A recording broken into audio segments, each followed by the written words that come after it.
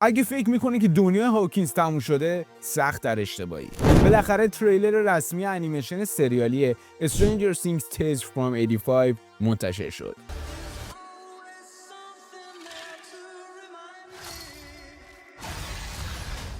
یک سریال انیمیشنی که ماجراجویی بین فصل دوم و سوم سریال اصلی رو بهمون نشون میده که قراره توی 3 اردیبهشت 1405 به عنوان اسپیناف از شبکه نتفلیکس پخش بشه.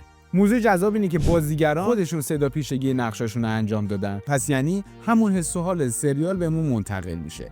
لحاظ بصری و گرافیکش هم احساس میکنم که قراره خیلی خفن باشه و نمیدونم چرا منو یاد آرکین انداخت. من که کنجکاوم ببینم این نسخه انیمیشن چقدر میتونه حال هوای هاوکینز رو بهمون نشون بده. تو چطور؟